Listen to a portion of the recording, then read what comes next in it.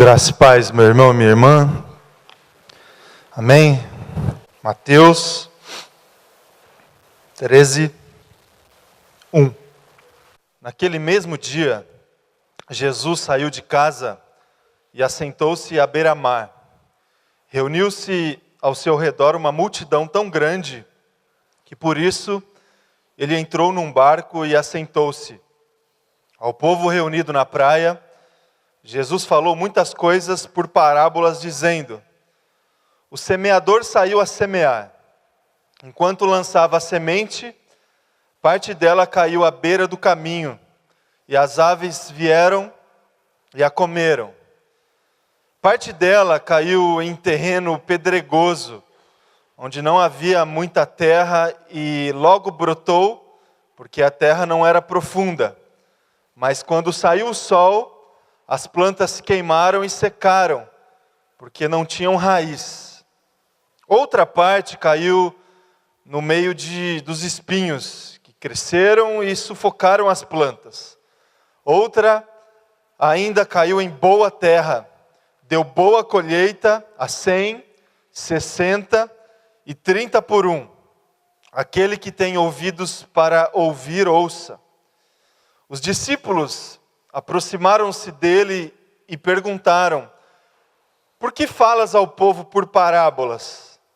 Ele respondeu: a vocês foi dado o conhecimento dos mistérios do reino dos céus, mas a eles não. A quem tem será dado, e este terá em grande quantidade. De quem não tem, até o que tem lhe será tirado. Por essa razão eu lhes falo por parábolas. Porque vendo, eles não veem, e ouvindo, não ouvem nem entendem. Neles se cumpre a profecia de Isaías: ainda que estejam sempre ouvindo, vocês nunca entenderão. Ainda que estejam sempre vendo, jamais perceberão. Pois o coração deste povo se tornou insensível, de má vontade, ouviram com os seus ouvidos e fecharam os seus olhos. Se assim não fosse, poderiam ver com os seus olhos, ouvir com os ouvidos, entender com o coração e converter-se, e eu os curaria. Mas felizes são os olhos de vocês, porque veem, e os ouvidos de vocês, porque ouvem. Pois eu digo a verdade, muitos profetas e justos desejaram ver o que vocês estão vendo, mas não viram. E ouvir o que vocês estão ouvindo, mas não ouviram. Versículo 18. Portanto, ouçam o que significa a parábola do semeador. Quando alguém ouve a mensagem do reino e não a entende, o maligno vem e arranca o que foi semeado em seu coração. Esse é o caso da semente que caiu à beira do caminho. Quanto à semente que caiu em terreno pedregoso, esse é o caso daquele que ouve a palavra e logo a recebe com alegria. Todavia, visto que não tem raiz em si mesmo, permanece pouco tempo. Quando surge alguma tribulação ou perseguição por causa da palavra, logo a abandona. Quanto à semente que caiu no meio dos espinhos, esse é o caso daquele que ouve a palavra, mas a preocupação desta vida e o engano das riquezas a sufocam, tornando-a infrutífera.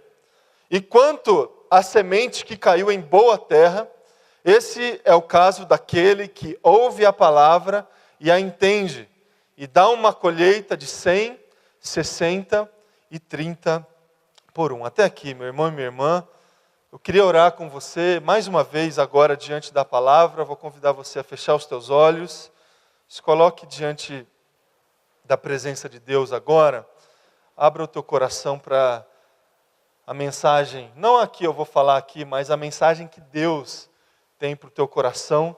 Vamos orar. Senhor Deus, Pai, nós,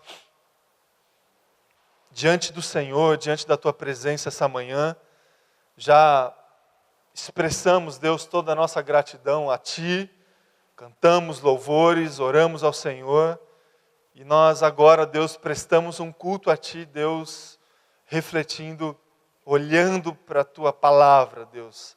Não somente para essas letras, para essa história, para essa experiência que o Senhor teve quando contou essa parábola aos discípulos e a uma multidão, mas olhamos, Deus, para essa palavra como filhos que dependem da Tua voz, filhos que dependem da Tua exortação, que dependem da Tua orientação, que dependem do Senhor, Pai. Que o Senhor cuide de cada um aqui, Deus, pela orientação da Tua palavra. É a minha oração, Jesus, que a gente saia daqui cheio da Tua presença, cheio da sabedoria do Senhor que vem do alto, cheio, Deus, de discernimento, Deus, para que a gente consiga tomar as decisões, falar aquilo que a gente precisa falar, fazer aquilo que a gente precisa fazer, mas submisso à Tua voz, Deus. Que seja assim, é a minha oração, em nome de Jesus. Amém. Amém. Amém, irmãos. No dia agora, essa semana, além de tanta coisa que aconteceu, né, essa semana, no nosso país, que afetou um pouco a nossa rotina, saiu não tem nada a ver com o que aconteceu, mas essa semana, dia 29, saiu uma pesquisa de um instituto americano chamado Pew Research Center sobre o quadro atual do cristianismo no continente europeu. Um quadro que a gente já conhece bastante, mas uma nova pesquisa atual sobre a realidade da igreja cristã no continente, que foi o berço do movimento cristão, sobretudo o movimento cristão reformado. Como é que está hoje a situação lá nos países europeus? E vou citar aqui alguns números que foram trazidos por essa pesquisa para a gente introduzir aqui a nossa mensagem. Dos que foram abordados pela pesquisa, meus irmãos, 91% dos europeus hoje, eles foram, na sua infância ou em algum momento da sua história, batizados em alguma igreja cristã. 91%.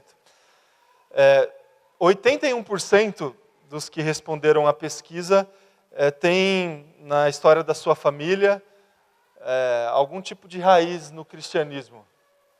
Seu pai, sua mãe, seus avós, ou as pessoas mesmo, em algum momento da sua história, têm raiz cristã. 71% da população, segundo essa pesquisa do continente europeu, se consideram cristão.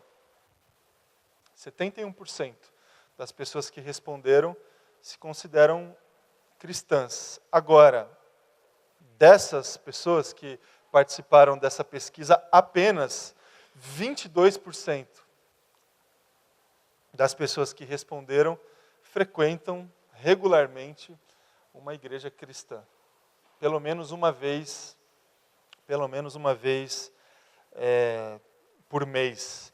Essa realidade, ela é um pouco já conhecida nossa, né? A gente cita algumas vezes o quanto que a secularização tem influenciado já há algum tempo o continente europeu, essa questão do nominalismo cristão. A pessoa se considerar cristã, mas esse fato não influenciar muito a sua vida, a sua rotina, as suas práticas, o seu comportamento. Essa realidade, obviamente, a gente experimenta no nosso país, cada dia mais, sobretudo em grandes centros como o nosso aqui em São Paulo, essa questão da secularização e do nominalismo cristão. Esse é um quadro já um pouco conhecido por nós. O que me chamou a atenção nessa pesquisa, meus irmãos, foram as justificativas que as pessoas utilizaram para não mais regularmente estabelecer uma relação com a religião cristã, ainda que se considerando cristãos, né? O que as pessoas falam quando perguntadas, você é cristão, mas por que você não frequenta uma igreja? Você é cristão, mas por que isso não afeta a tua vida?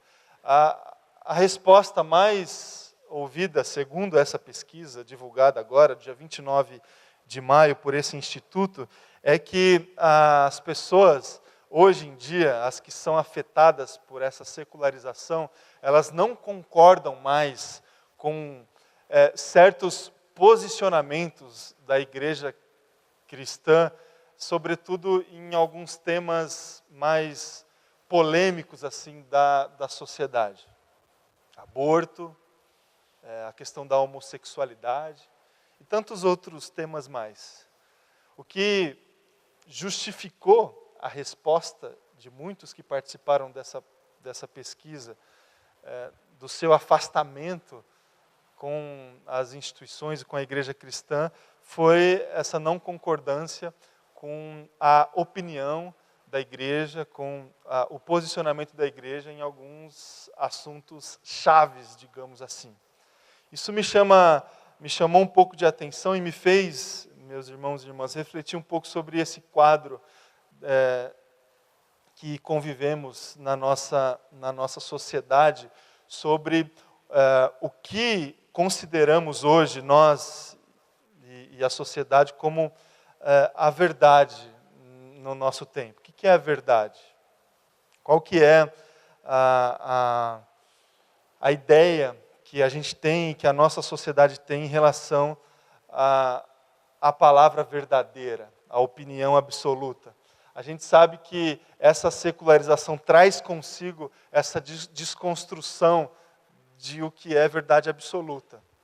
A gente sabe disso, que uma das marcas da nossa sociedade atual é exatamente a desconstrução daquilo que a gente chama de metanarrativa, né? De uma verdade absoluta. E a verdade do Evangelho é uma verdade absoluta. Nós temos a palavra de Deus como a nossa única regra de fé e prática.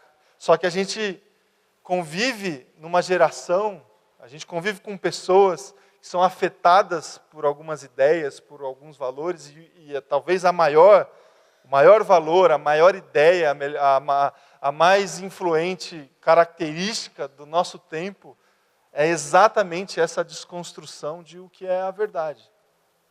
De o que é a verdade. E talvez a gente não parou ainda para pensar muito nisso, mas essa situação, esse cenário, meus irmãos, tem afetado muito o ambiente das igrejas. A dinâmica das igrejas. Isso comprovadamente por pesquisas e também pelas percepções que nós temos. Grande parte das pessoas que a gente convive não aceita mais que exista uma verdade absoluta que venha de fora. Que venha do passado, de alguma coisa, sobretudo dentro de um ambiente religioso. Essa desconstrução da verdade é uma marca da nossa geração. E aí, pequenas verdades são construídas. Não existe mais a verdade absoluta que corresponde, que delimita a reflexão e a ação das pessoas, mas hoje em dia existem pequenas verdades, que são baseadas por conveniências pessoais. Em outras palavras, cada um tem a sua verdade. Cada um tem a sua opinião sobre os assuntos. E hoje em dia existe isso muito nas plataformas que acessamos. Sejam elas as conversas que temos no dia a dia, ou em ambientes virtuais que isso fica mais aflorado, digamos assim. As pessoas têm as suas opiniões, as suas verdades, e elas são, eu chamo esse movimento assim, de um movimento um tanto quanto desonesto.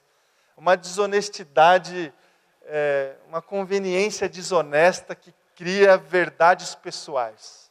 As pessoas, a partir das suas experiências, das suas demandas, dos seus desejos, das suas da sua visão de mundo, das suas necessidades, criam as suas verdades por conveniências desonestas. Conveniências que são baseadas pelo hedonismo, por exemplo. Conveniências que são baseadas pelo moralismo. Conveniências que são baseadas por ideologias. Conveniências que são baseadas pelo pragmatismo da vida. Conveniências que são baseadas por uma visão mais humanista da sociedade. Conveniências. Por que conveniências? Porque tem a ver com prazeres pessoais, demandas pessoais. Tem a ver com... A minha verdade tem a ver comigo. Não vem de fora. Não vem do transcendente, não vem de Deus, não vem da espiritualidade, não vem da igreja, não vem de uma instituição, vem de mim, por isso que é conveniente. Conveniente porque tem a ver com o meu prazer, por isso que é hedonista. A minha verdade tem a ver com aquilo que me traz prazer, que me traz uma boa sensação. A minha verdade tem a ver com um padrão de comportamento que eu estabeleci como verdade na minha vida e na vida das pessoas. Por isso que é moralista. Porque tem a ver com um padrão de comportamento que eu defini. É conveniente, tem a ver comigo, porque tem a ver com a cosmovisão que eu tenho. A visão de mundo que eu tenho.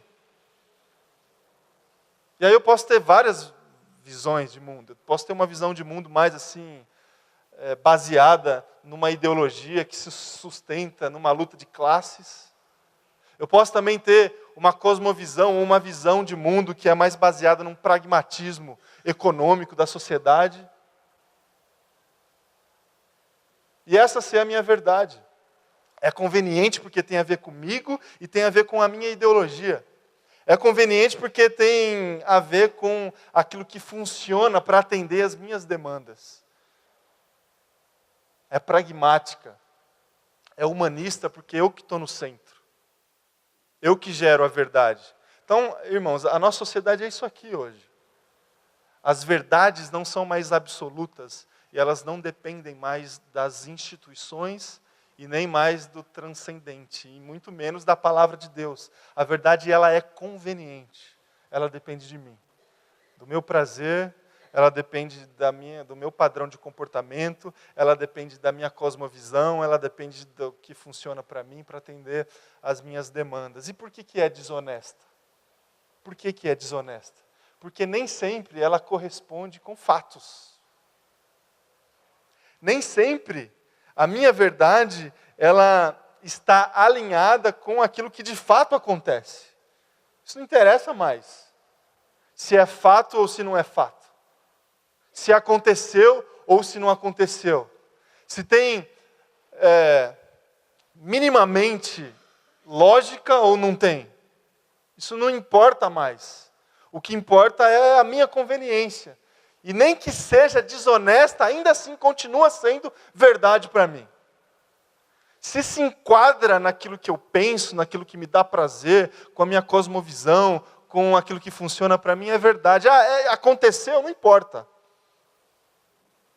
Não importa. A gente vive, meus irmãos e minhas irmãs, numa sociedade que funciona exatamente dessa forma. Exatamente dessa forma. Os fatos são deixados de lado para que as verdades convenientes elas se estabeleçam na rotina das pessoas. E a gente convive com isso o tempo todo, o tempo todo. Certamente você já recebeu no seu celular ou no seu computador uma fake news. Sabe o que é fake news? Uma notícia falsa que alguém compartilhou, que alguém tomou para si como sendo uma verdade. Por quê? Porque tem a ver com a minha cosmovisão, ou porque me trouxe algum sentimento de prazer, ou porque funcionou para mim, e a pessoa compartilhou como sendo a sua verdade. Só que aí você vai checar os fatos. Aconteceu mesmo isso aí? Não, não aconteceu. Mas é tida como verdade. E compartilhada como verdade. E as pessoas assimilam como verdade. Certamente você já presenciou ou recebeu algum tipo de notícia falsa que alguém tomou para si como verdade. Irmãos, a gente precisa refletir muito sobre essa questão no nosso tempo, porque nós estamos expostos em todo momento a receber informação. Informação. De todo tipo. Das mais banais e das mais profundas e sérias. E, sobretudo, quando a gente insere a questão da nossa espiritualidade nesse terreno, a gente precisa ainda mais policiar o nosso coração para perceber e refletir sobre como que tem sido o nosso coração na absorção das informações que recebemos o tempo todo. A nossa caminhada com Cristo Jesus, nossa vida cristã, é uma caminhada que se aproxima de uma informação que para nós é a verdade absoluta. A palavra de Deus. A reflexão que eu queria que a gente tivesse essa manhã, meu irmão e minha irmã, é a seguinte: como que está o meu coração e o seu coração quando a gente recebe a palavra de Deus como verdade? Qual que é o nível de sensibilidade que existe dentro do teu coração para a palavra de Deus? Você, de fato, considera a palavra de Deus como verdade para você? Quando você recebe a palavra de Deus no seu coração como verdade, o que ela faz com você? Ela te transforma, ela frutifica, ela gera frutos, ela define o seu comportamento, ela define a sua visão de mundo, ela faz com que você questione alguns valores da nossa sociedade ou não. Ou ela é mais uma dessas informações que você recebe no seu celular durante a sua semana. E se encaixa com a sua verdade, é compartilhada, se não, é descartada. Como é que você lida, meu irmão e minha irmã, hoje em dia com a palavra do Senhor? O quanto que ela faz parte do seu dia a dia? O quanto que ela influencia as suas decisões? O quanto que ela influencia o seu comportamento? E ela vem de fora. Ela vem pela ministração do Espírito Santo. E é verdade absoluta. Eu gostaria que a gente tivesse, irmãos, essa reflexão essa manhã sobre, em relação à absorção da palavra. Por vezes, nós somos, se a gente não se atentar a isso, a gente vai se parecer muito com o povo que foi descrito por Jesus nesse texto que nós lemos, versículo 13 e versículo 15.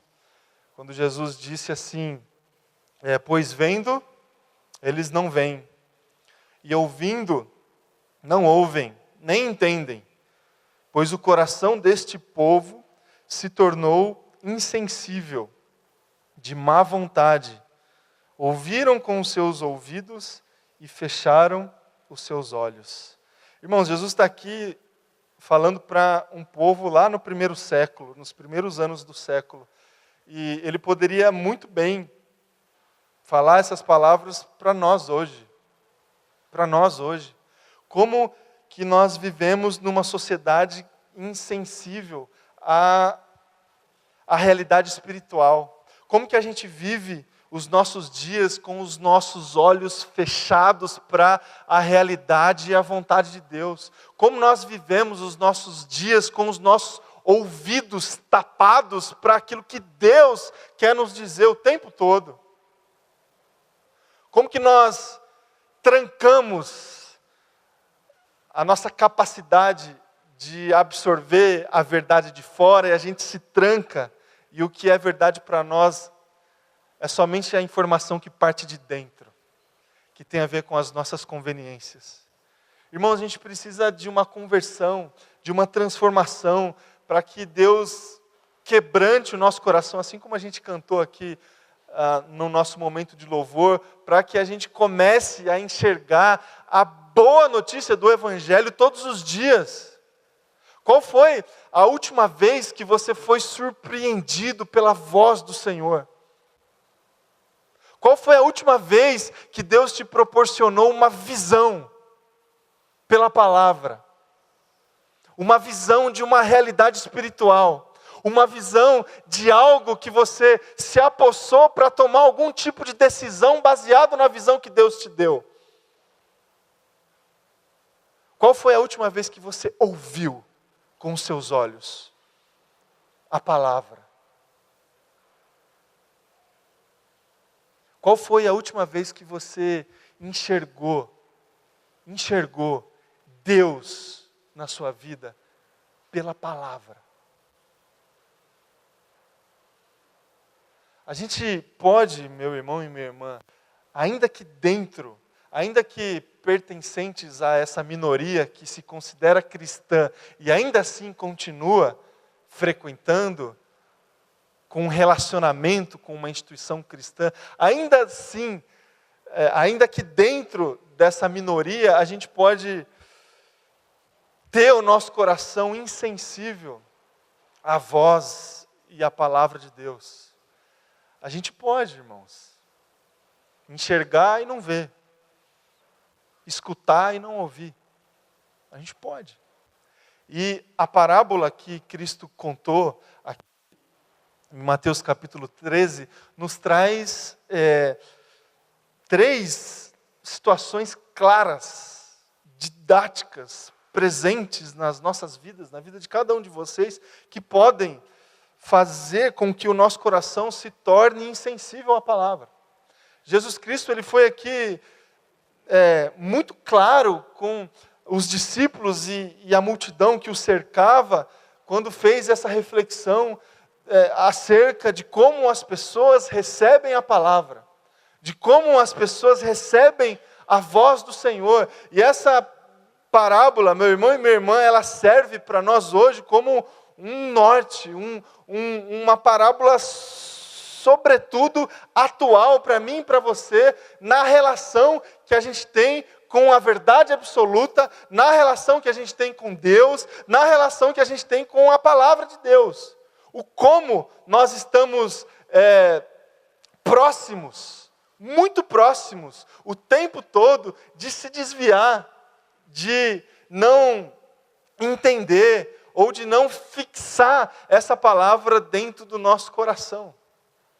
Cristo Jesus, ele cita aqui alguns bons exemplos que a gente pode experimentar nas nossas vidas se a gente não tiver o nosso coração aberto e sensível à palavra de Deus. O primeiro exemplo que Cristo cita na parábola que ele disse e proferiu aos seus discípulos e à multidão diz respeito a certa insensibilidade espiritual. Insensibilidade espiritual. Na parábola, aquela semente que caiu no caminho, que Cristo disse. E aí a aplicação que Cristo deu a esse exemplo contido dentro da parábola é que pode acontecer, meu irmão e minha irmã, da gente receber, ouvir a palavra de Deus como a gente está fazendo aqui essa manhã, de uma forma assim, um tanto quanto dispersa, assim, desatenta, mas ainda assim a gente ouviu, a gente tem familiaridade, proximidade, mas uma insensibilidade espiritual pode invadir a nossa vida, fazendo com que o nosso inimigo, ele tenha total condição de tirar essa pequena porção da palavra das nossas vidas. Porque a gente não lida, ou porque nós não estamos atentos a essa realidade espiritual.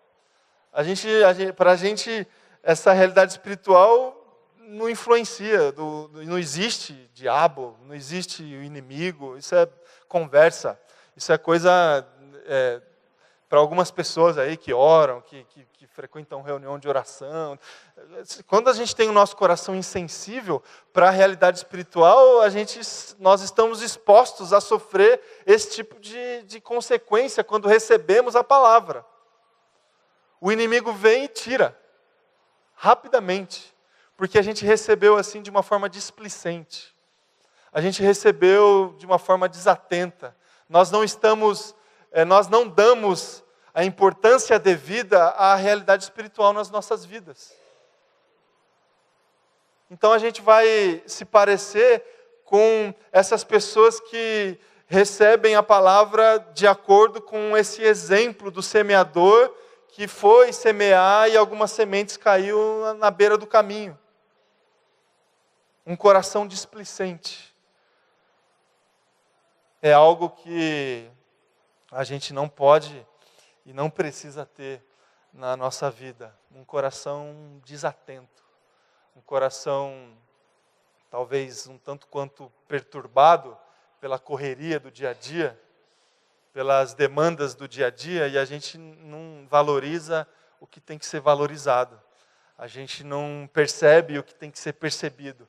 A gente não sente o que está acontecendo numa realidade espiritual que a gente não consegue ver. Um coração desatento. Um outro exemplo, irmãos, que a gente consegue extrair dessa parábola, diz respeito a problemas da vida. Problemas da vida. Quem não os tem, né? Quem não tem problema? Quem não tem dificuldade? Quem não passa por desafio? Quem não passa por situação de privação, má notícia? Quem nunca foi pego por uma notícia inesperada que bagunçou tudo? Todo mundo. Agora, como nós lidamos com isso, vai nos dizer como é que está o nosso coração também. O segundo exemplo que Cristo deu dentro dessa parábola diz respeito àquele semeador que semeou a sua semente, e essa semente caiu em terreno pedregoso. Até frutificou, até gerou ali algum movimento de vida, mas o terreno não estava preparado. E aí a raiz não conseguiu profundidade. A raiz ela ficou ali na superfície. E aí no primeiro vento, na primeira chuva, no primeiro animal que passou meio que correndo, pisou por cima, assim, sabe? A planta morreu. Na primeira dificuldade. Irmãos, a gente precisa colocar o nosso coração na presença de Jesus para que o nosso coração ele não seja reprovado diante dos problemas que a gente encontra na vida. Porque todo tipo de desafio que a gente tem, todo tipo de problema que surge na nossa caminhada não deixa de ser uma prova. Uma prova. Não que Deus, Ele é esse ser que nos coloca o tempo todo em provação, como quem deseja o nosso sofrimento, como quem deseja a nossa derrota, como quem deseja a nossa queda. Deus não é assim. Mas os problemas eles vêm porque a gente vive num mundo cujos valores são outros. As pessoas se distanciam cada dia mais da palavra. E a gente percebe isso. Eu citei esse quadro aqui para vocês no início da mensagem. A gente vive num mundo injusto. Injusto. Assim, já teríamos todo tipo de problema para lidar. Mas também somos seres limitados, que não entendemos plenamente a vontade de Deus nas nossas vidas. Nós olhamos aqui agora, hoje, somos ansiosos porque a gente não consegue saber o que vai acontecer na nossa vida amanhã e a gente sofre. A gente não entende claramente a vontade de Deus. A gente olha assim meio que como num espelho meio embaçado, a gente vê em parte. E por isso sofremos. Amamos as pessoas. Geramos vida, geramos filhos. E de alguma forma esse amor gera sofrimento. Porque o amor é repartir, é dar de si, isso gera sofrimento. O próprio Cristo sofreu por causa do amor que teve por mim e por você. Então o sofrimento faz parte. Os problemas, eles são inerentes à nossa vida. E funcionam para nós como possibilidades de sermos aprovados o tempo todo. Aprovados pela palavra o tempo todo. Seremos aprovados diante dos problemas e das dificuldades da vida se a gente guardar a palavra de Deus no nosso coração com profundidade. Se ela conseguir criar raiz. Se o problema vier e a gente conseguir passar por esse problema com fidelidade. Sem negar o Deus que a gente serve. Sem descartar a fé que temos no cuidado, na misericórdia e no amor de Cristo Jesus. A palavra vai entrando, vai fincando, vai se tornando mais profunda nas nossas vidas, na medida que somos aprovados nos problemas. Então que o nosso coração seja um coração aprovado, aprovado pelos problemas e pelas dificuldades da vida.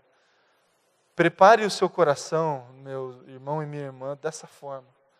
Finque a palavra no teu coração com profundidade, aproveitando as experiências de prova que você tem ou que você tem tido na tua vida. Em terceiro lugar, um terceiro exemplo que Cristo utilizou aqui na sua parábola, diz respeito à outra realidade, ao outro extremo, que são as conquistas. As alegrias, os prazeres que a gente tem. E isso aqui é muito sutil, é uma armadilha, o terceiro exemplo. É aquele que Cristo comparou com a semente que foi plantada num terreno até que bom, só que tinha outras coisas ali no terreno também. Não foi só a semente do semeador que foi plantada, já tinha coisa ali, já tinha planta ali no terreno, e essa planta já tinha espinhos. E aí a planta cresceu e foi sufocada pelas outras no mesmo terreno. Isso aqui é uma armadilha que nós estamos expostos a sofrer na nossa caminhada. O Cristo utilizou aqui para explicar essa questão os prazeres, as alegrias, as boas experiências da vida, as coisas que a gente vai, organizando de uma forma paralela à nossa espiritualidade. A gente faz isso. Aliás, a nossa sociedade hoje, ela é especialista em fazer isso, departamentalizar a nossa vida, e aí a gente vai plantando outras coisas junto no coração. A gente consegue alocar a espiritualidade, só que a gente abre espaço para outras coisas também, que colocamos na primeira prateleira, como prioridade. E a gente vai lidando com isso. E aí a gente organiza a nossa agenda, a gente estabelece os nossos investimentos, a gente vai organizando a nossa vida para ainda permanecer fiel a Cristo Jesus, mas a nossa segurança também está um pouquinho na nossa conta no banco, a nossa segurança também está um pouquinho na estabilidade da nossa família, a nossa segurança também está um pouquinho na história da nossa família, a nossa segurança também está baseada ali um pouquinho num desejo de uma progressão profissional. A gente está ali sustentado pelo Evangelho, mas tem outras coisas que nos sustentam também. Isso é uma armadilha, irmãos. Uma armadilha.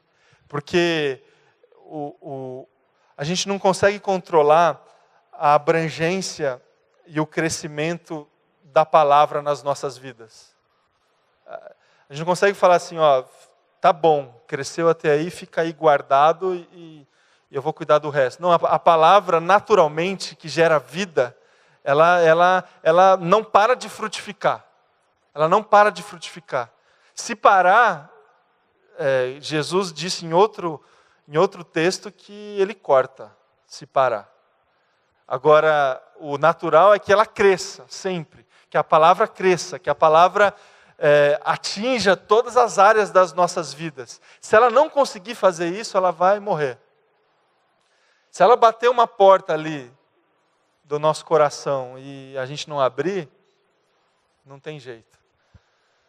E é mais ou menos o exemplo que Cristo deu aqui nessa semente que é plantada onde já tinha outras plantas com espinho. As outras prioridades, elas sufocam a palavra nas nossas vidas. Então a gente corre o risco de ter esse coração tanto quanto vislumbrado, sabe? Que retém a palavra, mas que deposita um pouco da confiança em outras coisas da vida. Que você tenha, meu irmão e minha irmã, o seu coração focado. Que você saiba que a palavra de Deus, ela precisa de espaço. Ela precisa de espaço. Sabe quando você planta uma planta assim, que vai crescer bastante? E você precisa de espaço, né? Você não vai ter controle. Que nem eu plantei um negócio aqui em casa, como é que chama? Primavera, sabe? Vai crescendo, você não controla o negócio. Sobe. Onde tem espaço, vai. Você tenta botar uns arames assim para disciplinar, mas não tem jeito, ela vai embora. A palavra de Deus é assim. Ela precisa de espaço. Ela vai crescer. E você precisa abrir o espaço no teu coração. Você precisa focar nisso. Senão ela vai morrer. Senão ela vai morrer. Se você sufocar uma planta que precisa de espaço, ela vai morrer. A palavra de Deus é exatamente dessa forma. Como é que está o teu coração, meu irmão e minha irmã? Nesse mundo que você vive, que você recebe informação o tempo todo. Nesse mundo que você vive, onde as pessoas têm as suas próprias verdades, por conveniências pessoais. Como é que você lida com a palavra no seu dia a dia? Como é que você recebe a palavra? Você lê, como é que você recebe no teu coração? Você consegue ver, consegue ouvir, não a letra, não o pastor falando, mas a realidade espiritual, a vontade de Deus. Você consegue ver a vontade de Deus na palavra. Você consegue ter visão daquilo que Deus quer fazer com você lendo a palavra. Como é que está o teu coração? Para receber a verdade que Cristo é. Jesus Cristo, segundo o Evangelho de João, é o caminho, a verdade e a vida. Como é que está o teu coração? Teu coração está desatento, disperso? Você ouve, sabe a palavra assim, você passa no corredor, tem numa sala, tem gente conversando? Ou você está no metrô, ouvindo a conversa dos outros, sabe? Às vezes eu faço isso. Você está no ônibus, ouvindo a conversa dos outros? Você ouve a palavra desse jeito? Como se você estivesse ouvindo a conversa dos outros? Dessa forma, o diabo vai vir e vai tirar. Porque é disperso, não é atento, é no caminho. Teu coração está assim? Ou teu coração está assim, derrotado, porque tem sido reprovado diante dos problemas? Você ouve a palavra, você recebe a palavra, você lê no teu quarto, você vem ao culto, ouve a palavra, recebe com alegria, é isso mesmo, a palavra gera um fruto, na segunda-feira, seu telefone toca. A notícia vem, e não é a que você estava esperando. E aí não tem mais palavra, não tem mais verdade, não tem mais evangelho, não tem mais transformação. Teu coração está assim? Ou teu coração está vislumbrado? Você ouve a palavra, você já se organizou com ela, ela ocupa ali um lugar na tua vida, mas junto com outras coisas. Junto com outras coisas que também dá segurança, que também gera estabilidade para você. E você está ali convivendo, só que saiba que não funciona assim. A palavra precisa de espaço, precisa de as portas abertas para ela entrar. Como é que está o teu coração, meu irmão e minha irmã? Que o meu coração e que o teu coração, que ele seja parecido com o quarto exemplo que Cristo deu, do terreno que está preparado para receber a palavra. O terreno que está ali, as portas estão abertas do nosso coração. Nós estamos sedentos, está tudo pronto para receber a semente, para a semente germinar, para a planta crescer, para a raiz ser profunda, ela vai ter espaço, ela vai influenciar, ela vai transformar, ela vai frutificar e a gente não vai ter controle da abrangência. A gente não vai ter controle. 60, 100, não tem controle. Que o nosso coração, ele se pareça com esse terreno aqui, meu irmão e minha irmã. Que a gente consiga ver e ver de fato. Que a gente consiga ouvir e ouvir de fato. Que o nosso coração esteja sensível à voz do Senhor. Sensível à voz do Senhor. Que seja assim na minha vida e na sua vida. Em nome de Jesus. Amém? Vou convidar você a se colocar em pé, a gente vai orar.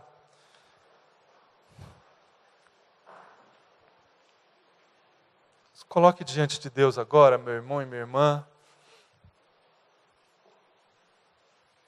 Responda ao Senhor, ao que você tem presenciado aqui nesse lugar.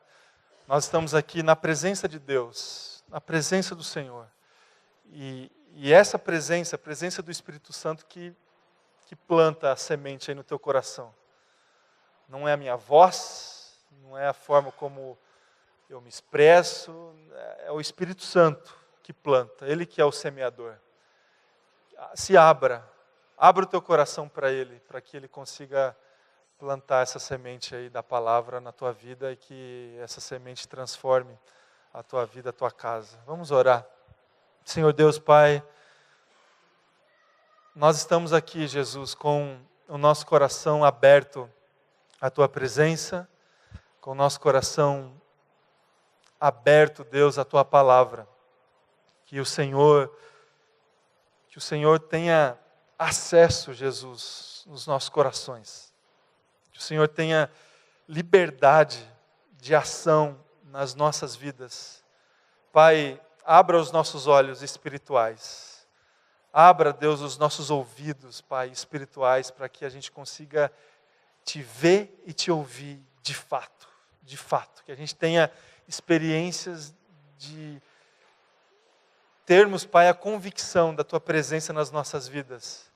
Em meio ao caminho, à correria do dia a dia, em meio aos problemas, em meio até às conquistas que temos.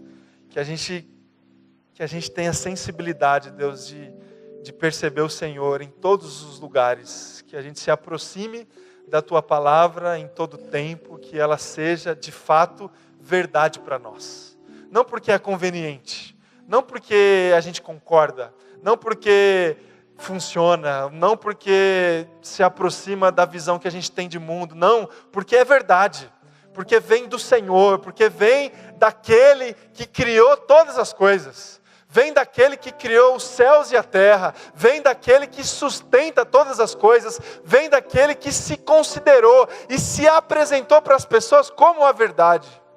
Por isso que é verdade para nós, é verdade absoluta para nós a Tua palavra.